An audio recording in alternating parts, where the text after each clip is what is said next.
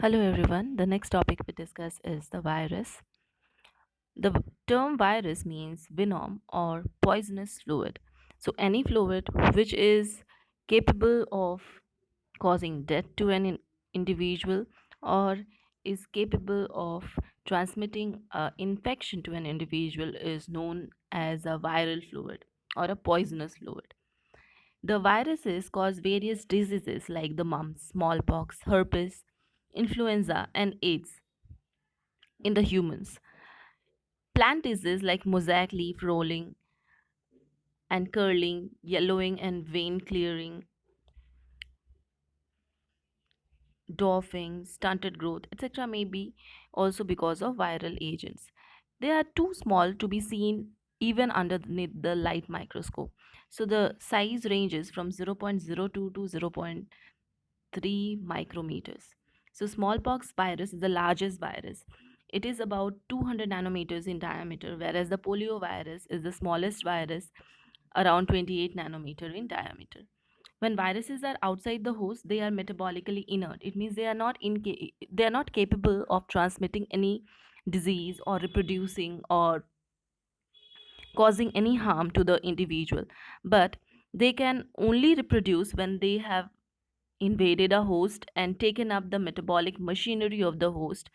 They basically kidnap the metabolic machinery and ask, or you can say order, the metabolic machinery of the host to perform all the activities completely similar to the type which is beneficial for their own growth and survival. They are made up of one of the nucleic acids, either DNA or RNA, and protein. So genetic material can be DNA or RNA enclosed within a protective coat of proteins, which is known as capsomeres or the outer covering. They show living characteristics like they can replicate inside a living cell, but when they are outside the host cell, they are incapable of showing any living characters. Bacteriophages are viruses which can parasitize the bacteria. A fully assembled infectious virus is called a viron. Bacteriophages we have discussed in transduction during studying about the sexual reproduction in the bacterium. So, and virion is a completely infectious virus. So these are some of the viruses and how do they look like. Adenovirus is a DNA virus. Human immunodeficiency virus is a HIV virus causing AIDS. Bacteriophage, you have seen the structure before also. So this is a bacteriophage having a protein. These are the legs and this is the collar. Inside the protein part, there will be presence of the DNA or an RNA. And through the collar it is inserted inside the bacterium to which it is going to infect. Some of the general characteristics of the viruses are they have the presence of nucleocapsid composed of nucleic acid and surrounded by a protein capsid. Nucleic acid is what? The DNA or an RNA which is present inside the protein capsid. So think about, this is the capsid we are talking about. Here it will be this outer covering along with the genetic material which will be inside it. This can be an RNA, single stranded. RNAs are single stranded, where or it can be a double stranded DNA. So this is about the structure. Let me just, the protein code, the capsid proteins, the protein code, the capsid protects the viral genome from nucleases. Nucleases are certain enzymes or chemicals which are capable of disrupting the genetic material. So DNA or RNA, it can be cleaved or broken down with the help of nucleases. So capsids basically protect the virus's genetic material and helps it fighting against the nucleases and helps in attaching to the certain receptors on the host cell while infection. So you remember that the bacterial outer shell was there, like outer cell of the bacteria was there, and then after the bacteriophage used to get attached to it. The moment it got attached, it used to insert this collar inside and and then after transmit its genetic material. Now, how the attachment used to take place? Think, if I enlarge this small area, it will look somewhat the receptors which are present on the bacterium that will be curved, and suppose the legs of the bacteriophage, it is having a circular socket kind of structure. So think that that socket circular structure will come and get fixed over here. So this will form a structure which is as such that it will get completely fixed, and this will allow the receptor, this is known as a receptor of the bacteria, and this is the glycoprotein which is present in the virus, and these both they form connections, and because of which the genetic material gets incorporated inside the bacterium. Some viruses have a membranous envelope that lies outside the nucleocapsid. They are called enveloped viruses, whereas some lack this presence of nucleocapsid outside the virus, and they are known as the naked viruses. Some other categories or important part about the virus is the presence of these glycoprotein spikes, which are called peplomers. In viruses that acquire these envelope by budding through the plasma membrane or another intracellular cell membrane, the lipid composition of the viral envelope closely reflects that of a particular host membrane. So that is the structure which I made. The red structure was the glycoprotein of the virus, whereas the blue structure which was holding that red structure was the host membrane. So both they can form connections, and because of that the virus can transmit its genetic material inside the host. The first virus which was discovered was TMV virus, and the scientific name of the virus is Protovirus tabaci. It was found from a tobacco plant or the leaf of a tobacco plant. This was first discovered by Ivanovsky, but isolated and crystallized by Stanley. The virus particle is a long cylindrical rod-shaped helical ribovirus. So ribovirus means the genetic material is a RNA virus, is a RNA. It is having a length of 300 nanometers and 17.5 nanometer is the diameter. It has a molecular weight of around 40 million nanometer approximately. Virus consists of two parts, the protein coat and the nucleic acid part. The nucleic acid is a nucleoid, is a single stranded RNA, helically coiled, forming a central core of 8 nanometer diameter. The protein coat consists of helically arranged subunits, which are known as capsomeres, around the nucleic acid core, and closing a central lumen of 4 nanometer in the diameter. So the central lumen is hollow. The protein coat can be separated from the RNA, and the naked RNA will still be capable of infection and can produce protein from the capsomeres. So this shows that the genetic information for complete virus particle is stored in its RNA. And the TMV virus can cause leaf molting, discoloration in tobacco plant leaves, and even curling of the leaves. These are some of the viruses. Helical virus is the tobacco mosaic virus. This is the structure of a tobacco mosaic virus. You can see this RNA, the coiled RNA. You can see the hollow core. So inside it is a hollow core, whereas these outer coverings, which you can see the dark pink and light plum color, we can say.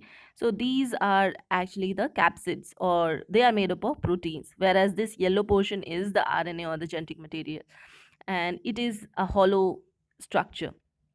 It is helical, and that's why we call it as or just it is helical in structure. It is the tobacco mosaic virus, and it is the first virus which was identified. This is a structure of a polyhedral virus or adenovirus. So the genetic material is over here important. See, it is the DNA. Whereas most of the other, here also you can see the genetic material is RNA. RNA. Bacteriophages are of both the types. It can have a DNA as well as an RNA. So it has both the types possible. Whereas you can see this polyhedral virus, it is a DNA virus, much stable virus as compared to the RNA viruses. Influenza virus, our nowadays, the pandemic which is going on, it is also one of this kind of influenza virus or a spherical virus. It also has a genetic material as RNA, and that's why it is capable of transforming itself very fast. And that's why it is taking a lot of time in order to form the vaccine. The glycoprotein coats, you can see, as the glycoprotein coats are globular, so the caps which will be present in the human beings or in any organism to which it is going to infect, it will also have, it will have a cell membrane glycoprotein which will be cup shaped, so that it can withhold the glycoprotein of the virus. And then after, the RNA which is present inside the virus can be inserted inside the organism. Another category is of viroids. Viroids is an infectious agent of plants that is a single stranded covalently closed circular RNA not associated with protein. So we do not see the presence of protein codes over here. Viroids RNA does not code for any proteins, and viroids so far have been shown to infect only the plants.